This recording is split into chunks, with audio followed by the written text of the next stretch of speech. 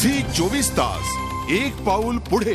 दोन्ही लाचखोर अभियंत्यांच्या मालमत्तेची चौकशी अद्यापही सुरू आहे। आजचा तिसरा दिवस आहे आणि आज बँकांमधले लॉकर उघडण्यात आले आहेत। आपण बघू शकतोय की शिरपूर पिंपल्स बँकेमधल्या चिखलीकर यांच्या 2 लॉकर्स आज लाचलुचपत खात्यानं ओपन केलेले आहेत आणि त्यामध्ये जवळजवळ 4 किलो सोनं, 1 कोटी रुपयांची रोकड ही मिळून आलेली आहे।